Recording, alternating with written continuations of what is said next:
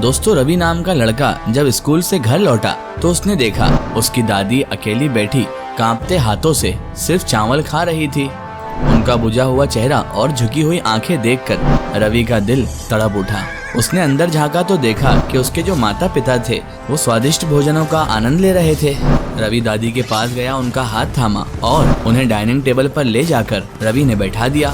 दादी माँ के ही लड़के यानी रवि के पिता गुस्से में बोले, रवि तुमने इन्हें यहाँ क्यों बैठा दिया? अभी फिजूल में ये गंदगी फैलाएंगी यहाँ पर। रवि ने जैसे ही ये बात सुनी उसकी आंखों में आंसू आ गए। रवि बोला। हिम्मत जुटाकर रवि ने अपने पिताजी से कहा, पापा एक दिन आप भी बूढ़े होंगे, तब भी अगर मैं भी आपको इसी तरह से दूर बिठा दूंगा तो आपको कैसा लगेगा? और पापा ये तो आपकी माँ है। टेबल पर सन्नाटा छा गया। रवि के पिता शर्म से गर्दन झुकाए नीचे बैठ गए। किसी ने कुछ नहीं कहा। रवि ने धीरे से अपने हाथों से दादी को एक टुकड़ा भोजन का खिलाया। दादी की आंखों में आंसू आ गए और दादी बोली, धन्यवाद मेरे बेटे। ये कहकर उन्होंने प्यार से रवि के सिर पर हाथ फेरा, लेकिन अगले ही पल दादी की मुस्कान मुरझा गई।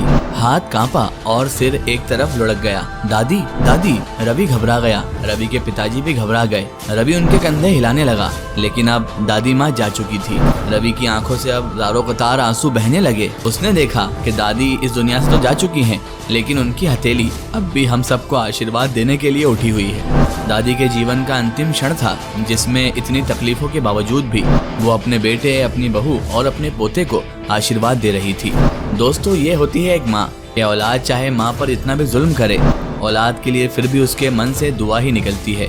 तो दोस्तों माँ को तड़पाने से अच्छा है उनकी सेवा कीजिए, उनसे हमेशा प्यार से मोहब्बत से पेश आइए और जितना हो सके अपनी माँ बाप की सेवा कीजिए, क्योंकि माँ बाप भगवान का दिया हुआ एक अनमोल तोहफा है हर इंसान के लिए इस ज़मीन पर।